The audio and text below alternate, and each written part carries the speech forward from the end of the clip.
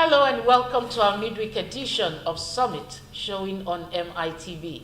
I am Jumoke Michaels. Like always, Banji and I are here to discuss national issues. Banji, good morning. Yes, so much issues are actually out there for us to discuss, but the one that we are actually picking today, Jumoke, is the one that should interest our viewers, because we are always interested in what would keep you informed, keep you entertained, and keep you educated. And that's our focus on Summit. My name is Banji Busari. You're welcome.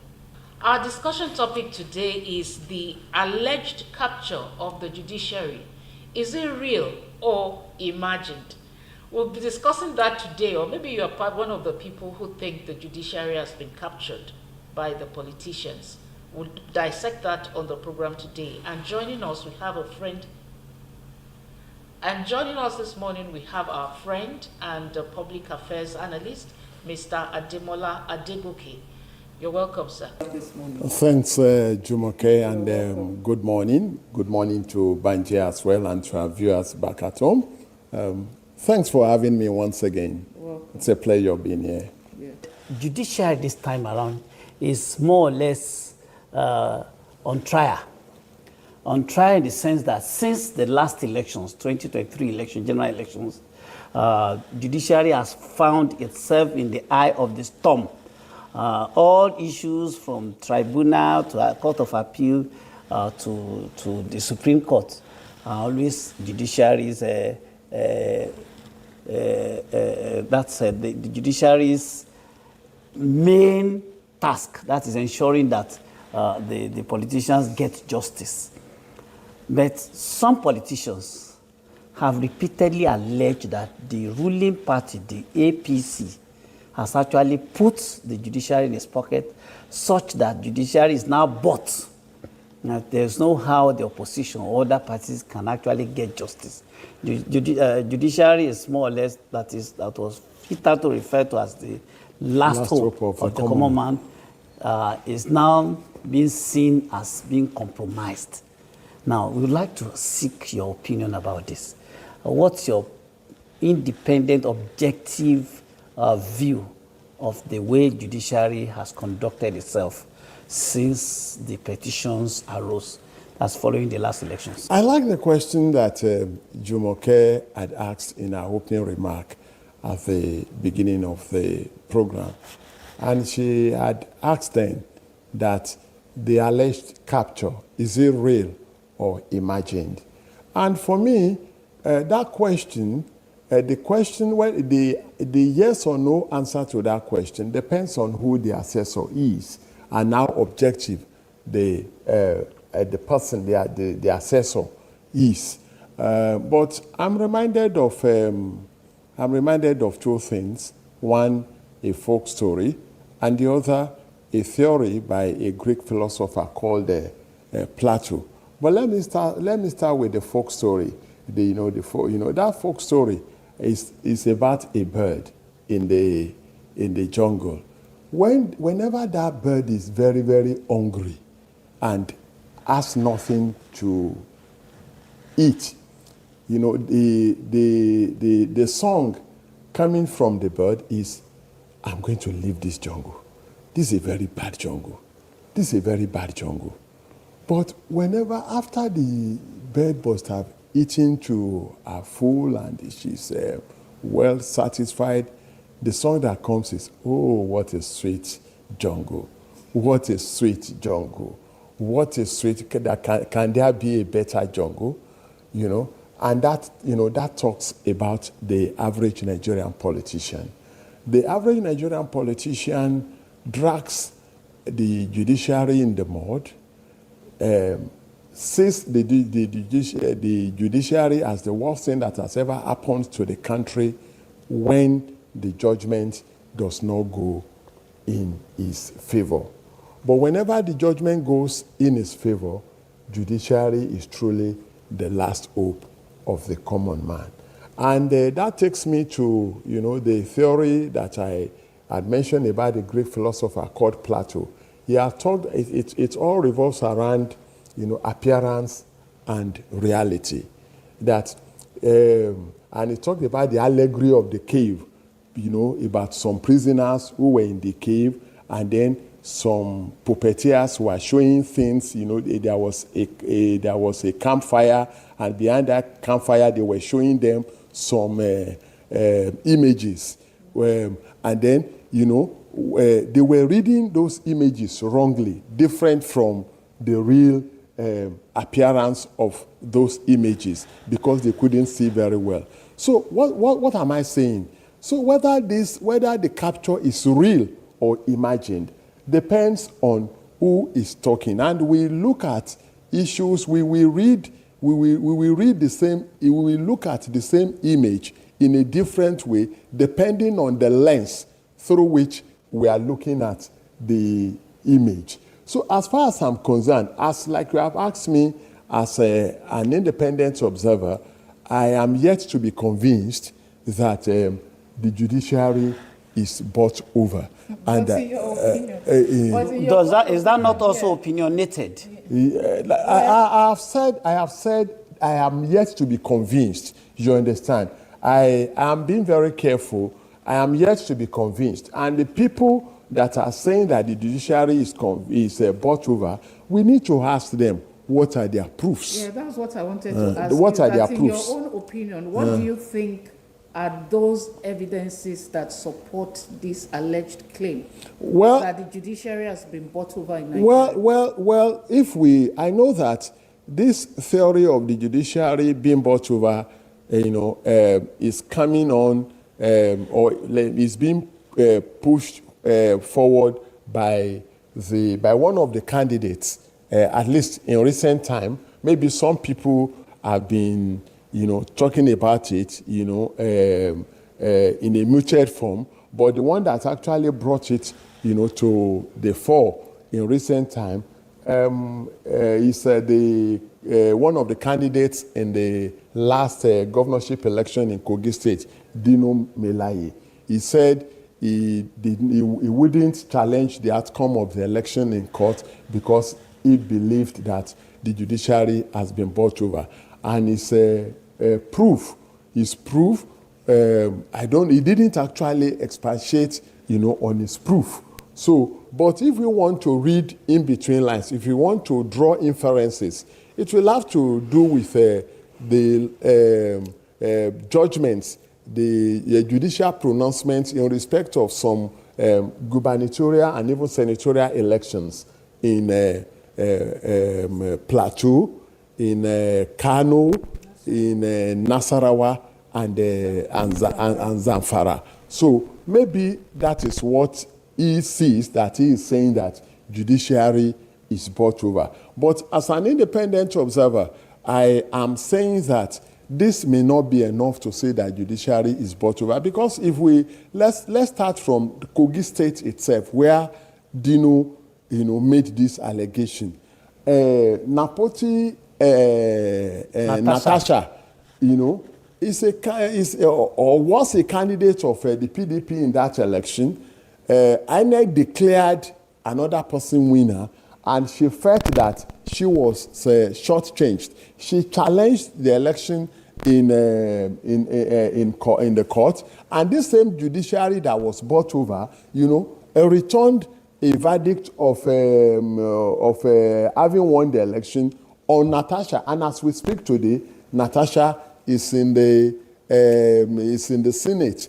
The same judiciary that was bought over, that is being alleged to have been bought over, also, APC also lost a senator in Adamawa. What's the name of this senator in Adamawa? Is it?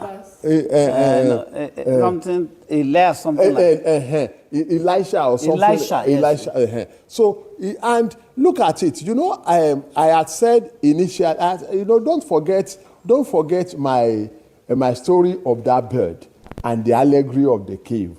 Do you know that even in the case of that Elisha, do you know that he was not even he was not alleging that the judiciary was bought over. He was alleging his own party men to have worked against him, because probably he couldn't float that idea of judiciary being bought over by who? We know people will say, well, is it by PDP? But now he alleged the Senate president.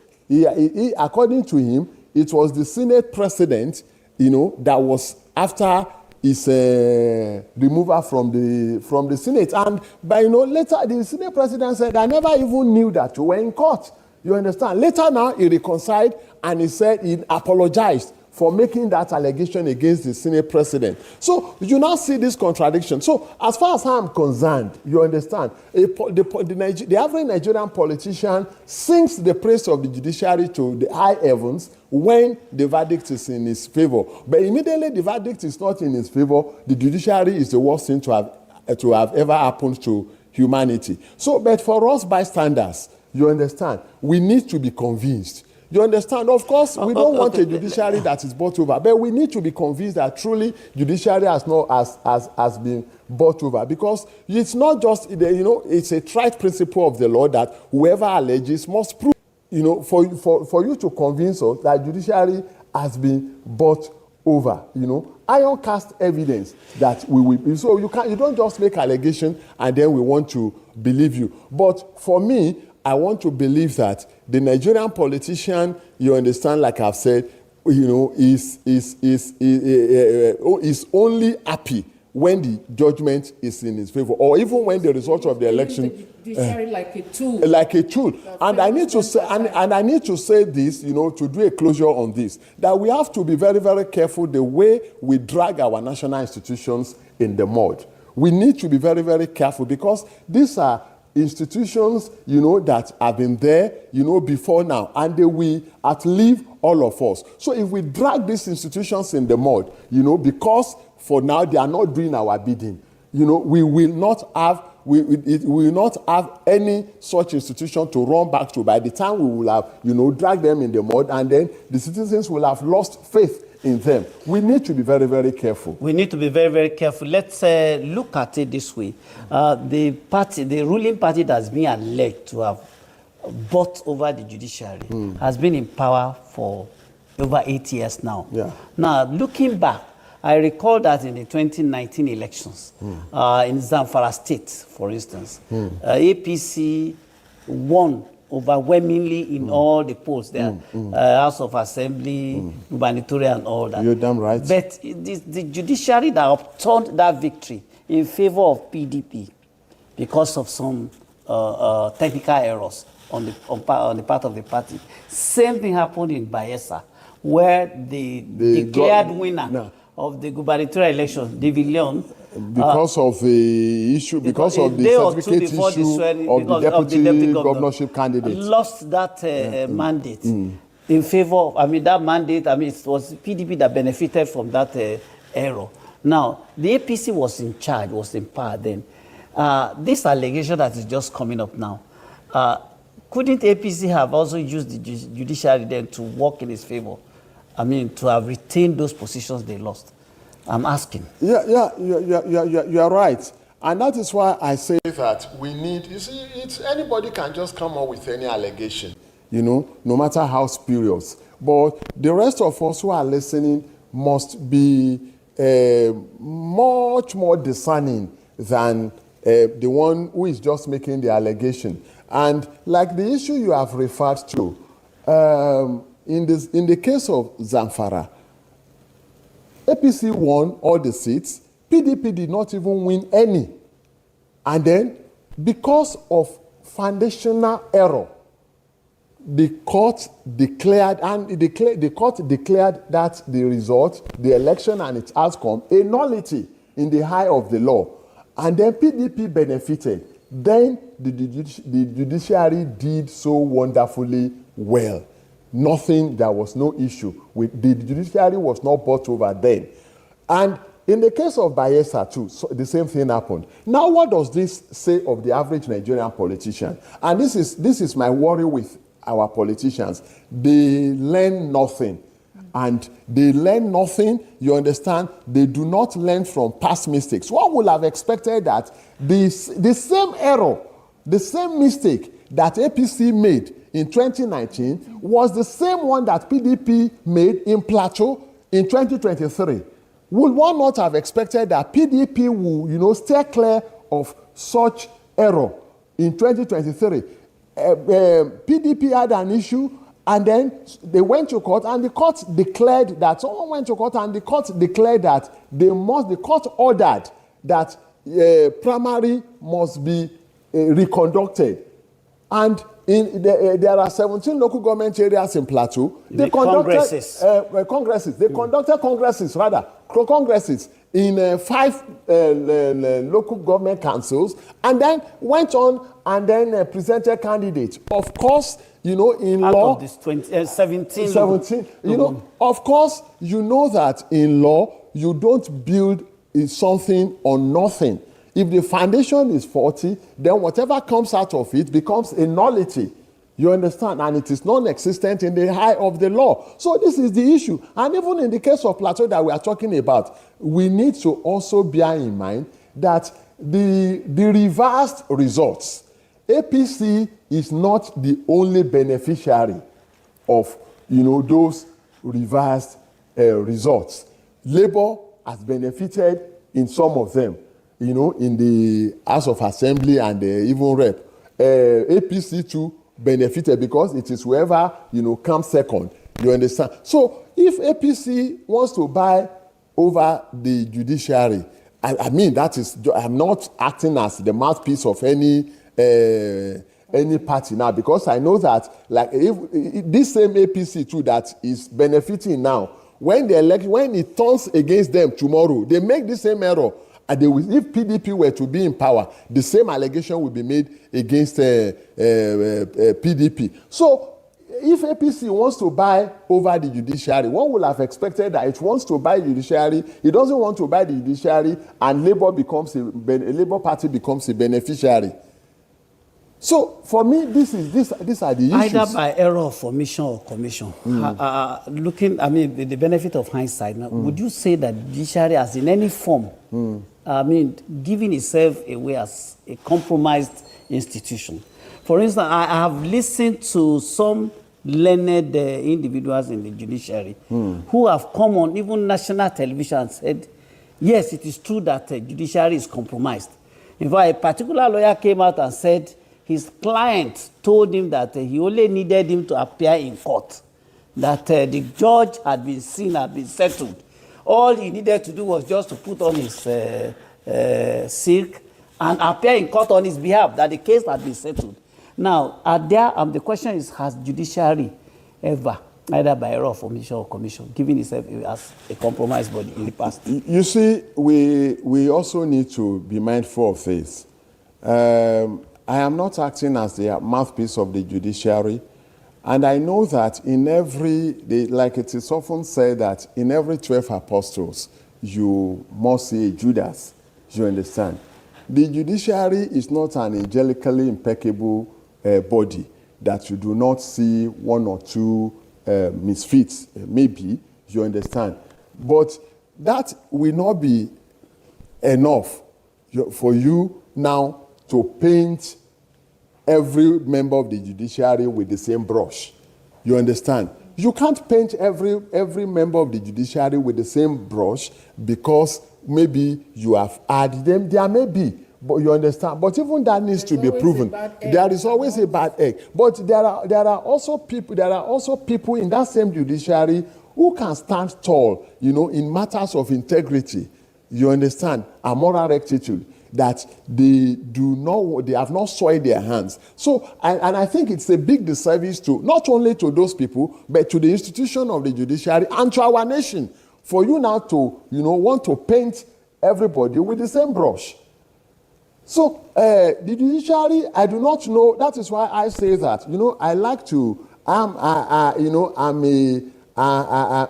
a very, very, unrepentant believer in logic. You understand?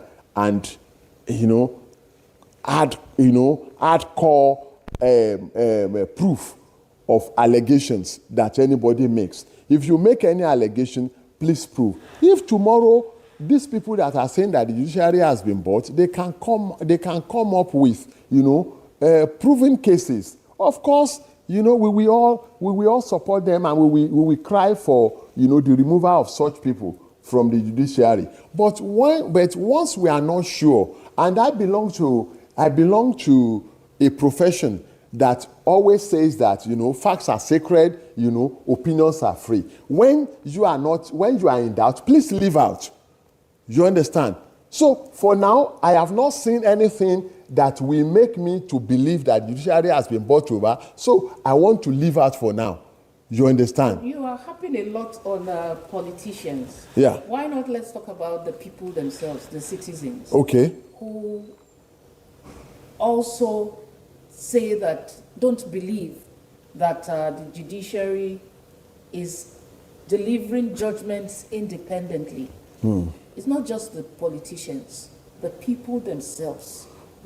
Nigerians, and that is why you see, there is a way both the judiciary, both the politicians and our people themselves. There is this theory of Frederick Goebbels, the propaganda chief to Hitler, you understand, the German Second World War leader, that believes that a falsehood, said over time, starts wearing the garb of truth. You understand that once you start hammering on falsehood over and over and over and over again, some people will believe that it is true. And that is the situation we have found ourselves, even without proof. Because it is being said, the citizens we are talking about, because this is being drummed into their ears over and over, and they start looking at it that maybe there could be some element of truth in this. But that does not, that you have said a lie over and over does not give it, does not confer it, does not confer on it any status of truth. So people may say anything, and that is why I have said we need to be very careful. And I'm going to draw an example here. We need to be very, very careful. Nigerians, I know that there is this general distrust, about our national institutions. There is. And I give an example. When some months ago, the issue of faking JAMB result came out from that Mesoma, people, before even hearing anything from JAMB, they went to town, pillaring JAMB, dragging JAMB, in the mud. They didn't want to believe what JAMB was saying. And I was saying then that, come on, JAMB is the body vested with the powers and duties of, conducting the exam. And it has its own record. At the end of the day, what did we find out? The girl came out and confessed. And people who were condemning JAMB, couldn't say anything anymore. We need to be very, very careful. I am not saying that judiciary is above board. You understand? We may find one or two, cases of people who are, spoiling the image of the judiciary, of that body. We may find, but that does not in any way mean that, the whole setup of the judiciary in Nigeria is bought over. I want to be very, very careful about that. So you are very confident that whichever party is the ruling party, I want to believe, I do not have any cause to doubt otherwise. And you know that the chief, the CJN said it recently, and that we are not going to be rerouted by whatever the mob is saying. We are not going to be intimidated. We are not going to be goaded into doing what we should not do. And we are not going to be we will not allow ourselves to be rerouted, by whatever people are saying. They have, and the thing about the judiciary is that, whatever judgment that they want to pass, you need to bring up your evidence. There must be evidence. Yeah. And let me land on this. A man who did not even vote in an election in which he was, the governorship candidate, he didn't vote. You understand? And I know that before, I now said I will not go to court, because I believe that the judiciary is bought over. He cannot even stand witness in the court in his own case, because the first question will be, did you vote in that election? Did you vote? In an election that you did not vote, how now can you now come up and say that, judiciary was bought over, it was rigged and all that? You didn't even vote. All right. Last week, let me ask this question. The appointment of the courts, the justices of the Supreme Court, particularly that of the CJ and all of that, do you not think, as people have been clamoring and have been asking, yearning for, do you not think that if the appointment had been made by NJC over time, there would be more or less trust of the independence of the judiciary, particularly at the level of Supreme Court and other courts? I don't have any. What do you think about that? I don't have any issue with that. I don't have any issue with that. If we want to give it, if that will give the judiciary more credibility, more trust from the citizens, I don't have any issue with that. But that alone may not be enough. You understand? Because people will believe what they want to believe. You understand? There are people in our country who have excused themselves, from the reality of our situation, and they want to believe what they want to believe. So even if that happens, I don't have any issue with that. And of course, I also believe that if I were the president, I won't even have any issue saying that, okay, take this thing off me. You understand? So that, I don't have any issue with that. But the issue is that will that be enough for our people, for our compatriots who will believe what they want to believe, regardless of whatever that, the reality is telling us. All right, so please. Okay, go ahead, please. I wanted you to sum it up, like talking to the people who are alleging that the judiciary has been captured by the ruling party. What would you say to them this morning? And I'll tie this to the answer. Dino Melaye's decision not to go take his case to the tribunal. What implications do you think that will have on the populace, as in the future elections too? Let me start with what to tell Nigerians. I want to appeal to Nigerians that we do not have. You see, things may not be as good as we want them to be, but we still do not have any other nation. And the institutions, our national institutions that have that have been in existence, that have survived, the test of time, before now till now, we need to be very, very careful how we pillory them, how we drag them in the mud, how we dent their image and reputation. We need to be very, very careful. If we don't need them now, we may need them in the future. And if we have destroyed them now, we will not have anything to run to tomorrow. So I want to appeal to Nigerians. And I also want to appeal to Nigerians that whatever a politician tells you when he has lost election, please take with a pinch of salt.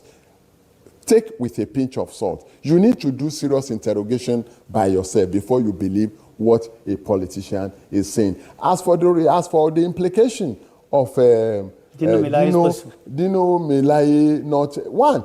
I want to ask a man, at least going by the result declared by INEC, the first, the winner in the election scored 446,000 votes. The next person to him scored, I think, 259. Dino scored 41,000. And such a man now tells you that he's not going to court. Shouldn't you know that the man has seen the handwriting on the wall, that there is no way he can go to court and make any headway in the court? So for me, I want to see beyond him just saying the judiciary has been bought over. The man has been well beaten, as far as I'm concerned, and he knows that if he goes to court, there is nothing he will bring out of it. So that is and I say this. You think it will not have effect on the people he has? I mean, Nigerians generally. For the discerning minds, I don't see any effect, any negative effect it should have on discerning minds, because people should read, beyond what is said. All right, thank you very much for your contribution on this topic. Thank you so much for having me once again. All right. Yeah.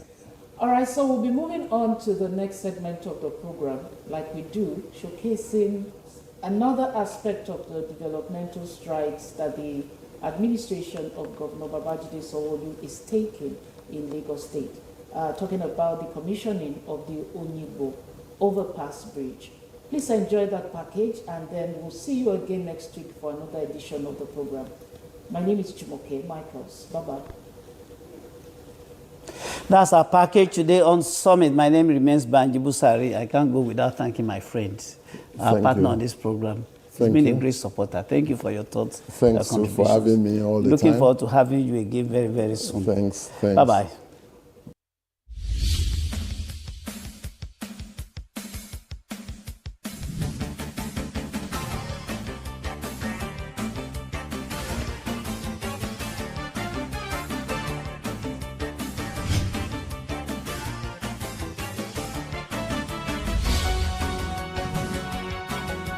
$4,592 trainees were graduated by the Lagos State Government on Wednesday, 22nd November, in various skill acquisition courses. The year 2022 graduation ceremony held at the LTV Blue Roof in Agidingbi.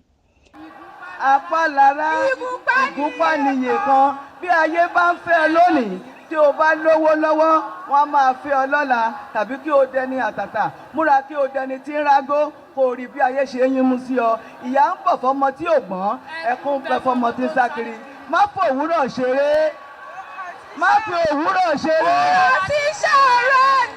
The graduates took the vocational training in 19 skill development centers across the 5 traditional divisions in Lagos, and the course fees were borne by the state government.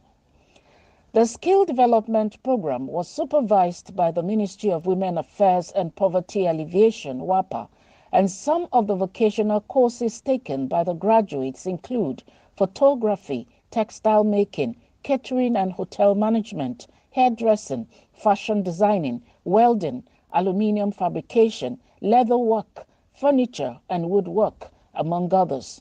The training produced 3,263 female graduates and 1,329 male graduates.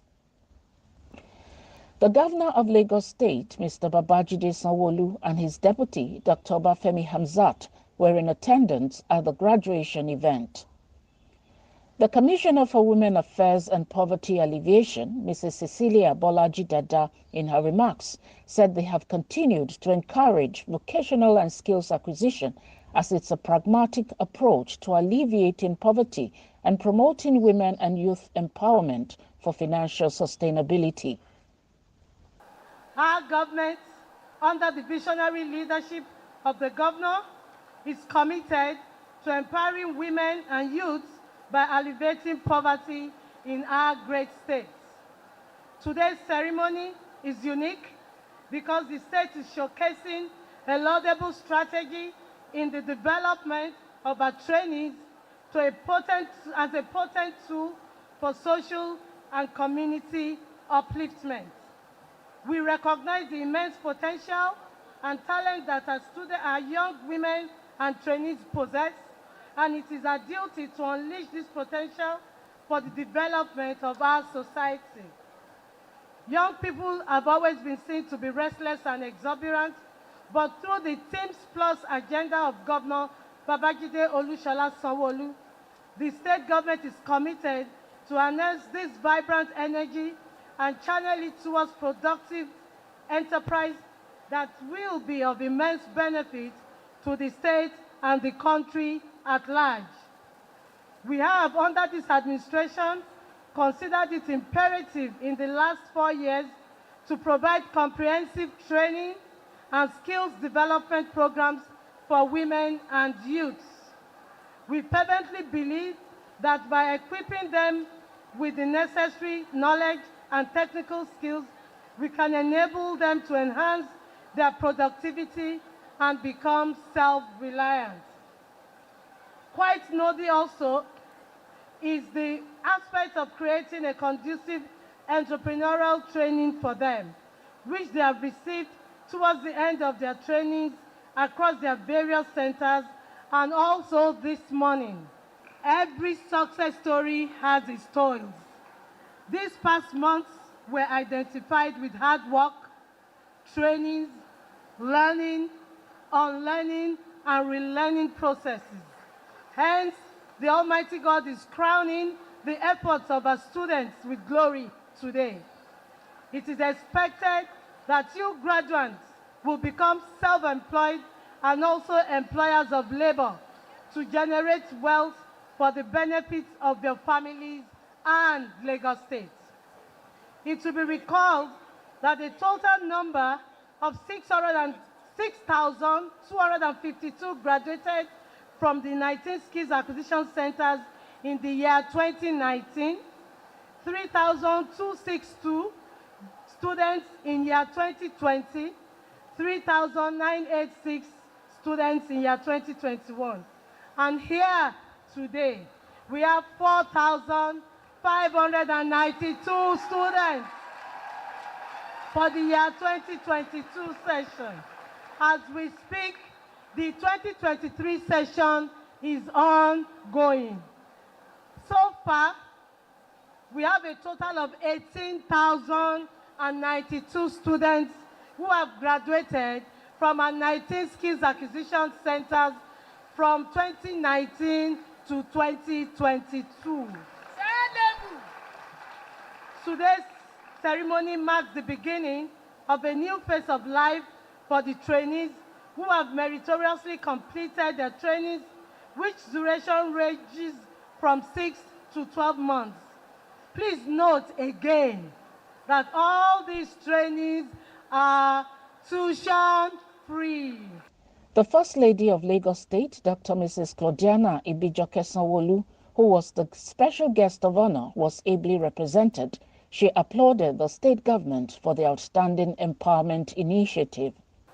The objective of this program is to train women, girls, and men alike in various skills and vocations for the purpose of economic empowerment and lifting of their status from state of dependency to self-reliance.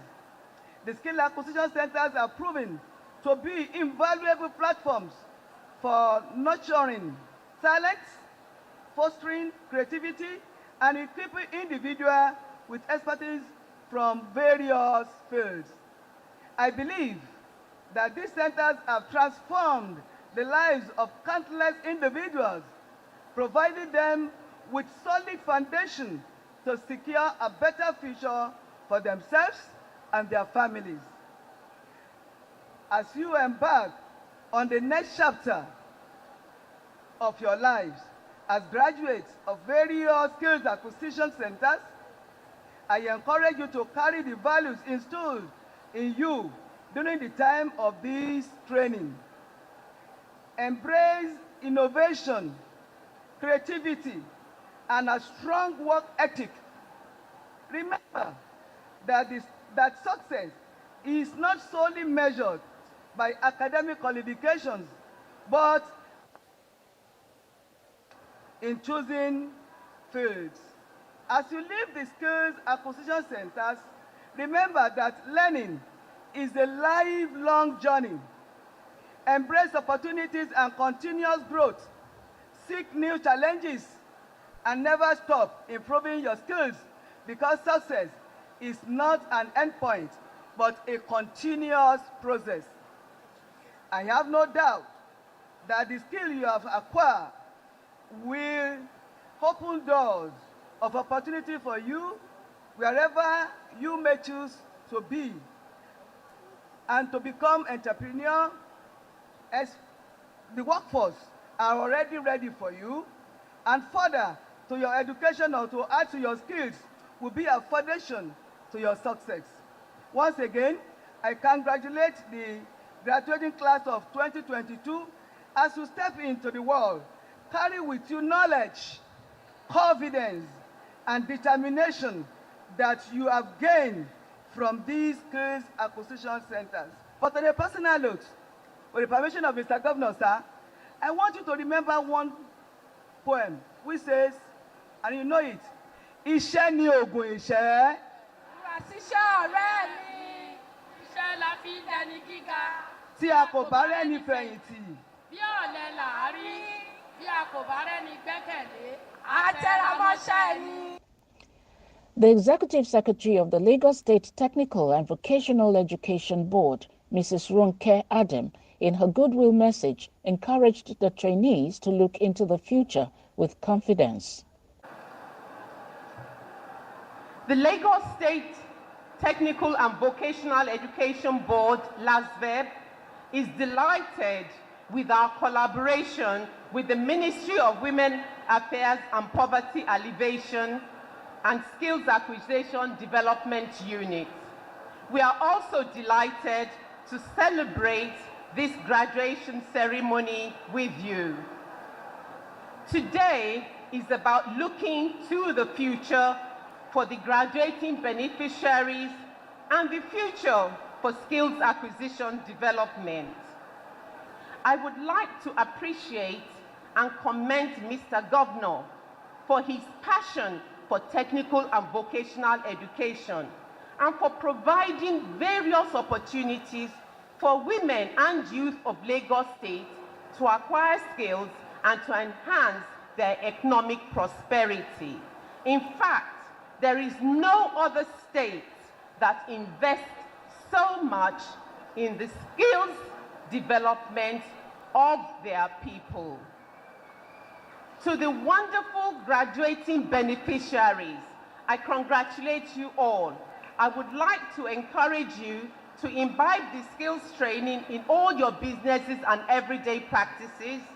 May God give you the desires of your heart and make your plans to succeed. Some staff of Stanbic IBTC, in their goodwill message, mentioned their partnership with the Lagos State government to provide funding for graduates so as to ensure they thrive in their business endeavors. At some numbers from Women's World Bank, it says about 75% of women in business are either underserviced or not even serviced at all. And if you look at that opportunity in terms of what the market opportunity is, it's about 294 billion naira. You know, just to say that this stat is specific to Lagos, to Nigeria, sorry. And if we bring it home in terms of the businesses we have, as we all know, the SME business is the bedrock and the backbone of any economy. So it's quite important that we be intentional around seeing how we can grow that sector. You need to be documented. You need to formalize your business structure in a way that we can see it. I mean, earlier it was mentioned, are you keeping your records? Or are you paying yourself first and not injecting funds back into your business? So how are you keeping your book? How are you developing yourself? How are you creating access to market? How are you being customer-centric such that you get repeat customers? And how are you being competitive? Because if you're not solutioning for something relevant, I can tell you for free that that business is not going anywhere. Stanbic IBTC, we have a solution or proposition for our women-owned business called Blue Blossom. I'm not going to talk too much about it, but the essence of Blue Blossom is to be able to empower women, help in terms of capacity building, see how we can make the cost of banking as cheap as possible, and then partner for growth, which is the most important thing, because we also have a dream, and just like we know that you have a dream, and you want to become, you know, a household name such that people would recognize your business in 150 years to come. Testimonials were given by some former trainees. I graduated 2019. After some other skills, I decided that I want to learn more due to what I was basically founding on. And I decided to learn the carpentry work. So I can tell you I am a certified carpenter, a female carpenter. And presently, I've been manufacturing as a Nigerian to different places. And after COVID, there were a few challenges. And what I would say is being perseverant, dedicated, You do a lot of things with integrity, and you make sure that you are very well identified with what you are able to do. What you learn or acquire around here might look cheap to you. When I wanted to start, I checked out the syllabus in Europe and the syllabus of carpentry in Lagos State. The difference were just 2 outline courses. And over there, you pay thousands of euros for these courses. It might look cheap to you now, but I would advise that for every graduate here, you should please take it very important. Shoemaking and leatherworks. There I learned the theoretical and practical aspect of shoemaking for 9 months. It's been a journey mixed with different emotions that you can think of, but all I'm good I chose shoemaking because I fell in love with the craft and all it entails. So I make shoes of any brand, both male and female, and I have clients outside Nigeria, basically my friends and some referrals.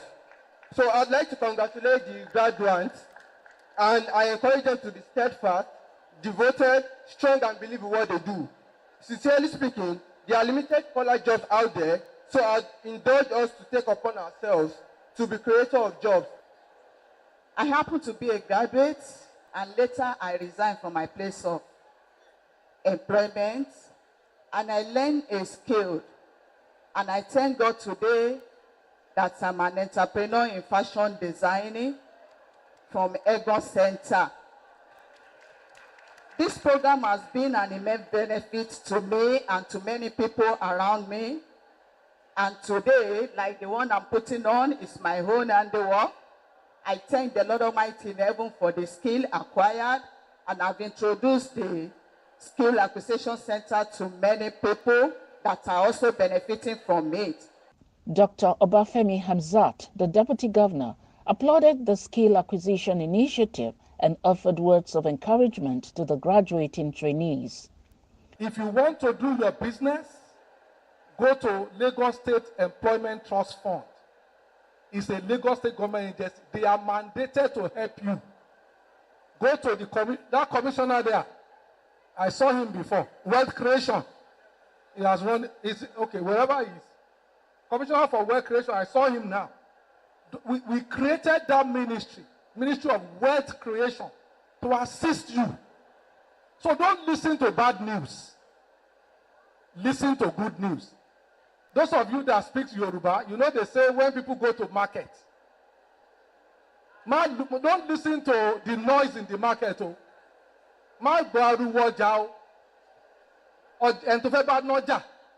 know, when you go to market, somebody is selling a wuro, somebody is selling gari, this one. You go there for what business you want to do. Your business is how do you grow what you have learned. It is possible you have the skills, you have the knowledge. You can always go back and ask questions. Don't be shy. If you need resources, go to Lagos State Employment Trust Fund. They don't only give grants or money. They also give advice. They teach you how do you keep records of your businesses. How do you run it? How do you encourage your staff? How do you deal with staff? So don't lose your mind by listening to negative noise. Listen to the positive one. God will help you. God will make it possible for you. So please, I beg you, by next year we will track you. I want to see some people that have employed 3-4 people. Will you be among them? God bless you. Governor Babajide Sanwo-Olu said the initiative was targeted at empowering the grassroots while giving young people an opportunity to discover their innate potential and to be economically engaged. He presented certificates to trainees from all the different centers. The governor singled out 2 grandmothers, 66-year-old Majakodumi Bolanle and 64-year-old Kuburat Animashaun, who voluntarily enrolled to upgrade their digital skills despite being retirees. All of the great young male and female, all of the great youth in our country, what your government is doing to support them. I'm therefore very excited to be here today once again because we do this every year, sometimes twice a year, since we started 4 years ago, to witness the graduation of 4,952 graduates from our various skills acquisition center across the state. This laudable initiative is to ensure that purposeful governance is about poverty alleviation, job creation, and upliftment of life for our citizens. That is one of the main crux of government, to alleviate poverty, to create job opportunity, to make life meaningful for its citizens. But I'm happy that Ministry of WAPA is one of the engines that we're using to achieve that. So today, we have seen that they are not graduating all grandmothers, very few. The average age of all the graduates here today is about 24 or 25 years. Give yourself a round of applause. This is what we want it to be. We want it at your young age for government to be able to support you. It doesn't matter if you have gone to university. It doesn't matter if you have gone to an higher institution. But you might lack the skill that is needed for you to be entrepreneurial, for you to have the skill to be able to do things for yourself and by yourself. That's the difference of skill acquisition. It's not the number of graduates or university degrees that you've earned, because the white-collar jobs are not there every day. So we need to think out of the box. We need to be able to create those centers and ask you, what skill, what can you do with your hand? What can you innovate? What can you do with your thinking? What can you do with your sense that is business-driven? It's not just textbook, that is practical, that you can feel, that you can touch, and it can bring life and revenue and upliftment and sustainability to you, to your family, and to your loved ones. And so here today, we're happy that we've been able to do that with all sense of modesty to over 4,900 of you. And I'm sure that you've gone through these centers, learning a trade, learning a skill, learning a profession that you are truly proud of. If you are a fashion designer, you are fashion designing well. If you are a caterer, you are catering very, very well. If you are an IT expert, you are becoming a tech expert. In any of the skills that you have acquired, you are indeed saying to yourself, I can be self-reliant, I can develop, and I can raise the bar of my standard of living. I think we need to give WAPA another round of applause, and all of your teachers. Never get scared of a first attempt that appears as if it failed. No. It could be your first wedding cake that you are baking, and it has not come exactly well. You should learn from that experience. You should learn from that mistake and make sure that you can put yourself together and do the next one better than the last one. You should not get defeated. You should not get discouraged. You should not throw in the towel and say that, I'm not a good caterer. I'm not a good baker. I'm not a good fashion designer. Your first one might not necessarily be your best one, but each time you make a mistake, learn from it and pick it up and say to yourself, I'm going to be a better person the next time. That's how successes happen in life. There are no shortcuts to it. There are no shortcuts to success. You must persevere. You must stay on it. You must believe in yourself. And you must continue to say to yourself, I can be a better person. I can do it. I can be better tomorrow than I am today. I can be better next week than I am this week. And once you continue to say that to yourself, then you begin to see that indeed you are on the path to ensure that that sustainability of the business you have chosen for yourself, you're on that right path. These 19 of them that are with me here, I'm told, were the best that came out from all of the 19 centers. Let's give them a round of applause. They are the best today. They don't mean that you cannot be richer than them tomorrow. Hello? Yes. They are the best today. it doesn't mean that you cannot overtake them and be better tomorrow. But we need to show as an example, whilst the training is going on, that they put all of their mind, they put all of their attention to it. It doesn't make you any less a better person than them. Because what you should do is to use them as a challenge that by next year, come and see. Wagba. By the year after, come and see. You will take. Let me congratulate your parents if they are here. Let me congratulate WAPA. We don't expect anything less from you. Let me congratulate all of our instructors and lecturers and coordinators. Let me congratulate all of you. Let me congratulate what you are about to unleash, the potentials that is in you, that you are going out there to change and to take over the world. And let me say that indeed, youth empowerment, women empowerment is one of the cardinal economic principles that this administration will not be found short on. Because we believe, and we're giving that commitment again, that year on year, we will continue to ensure that we give you this opportunity, we give you this space, we give you this platform, we give you a sense to believe that indeed your tomorrow is better than your today. The top 19 trainees received starter packs, equipment, and work tools from the Lagos State government to immediately commence practicing their vocations.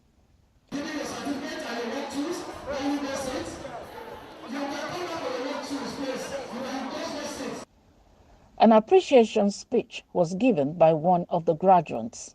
Yes, my heartfelt gratitude to God Almighty and to our honorable governor, honorable governor of Lagos State, Mr. Babajide Olushola Sowolu, the deputy governor of Lagos State, Mr. Obafemi Hamzat, our honorable commissioner, Ministry of Women Affairs and Poverty and Innovation, Honorable Cecilia Bella G.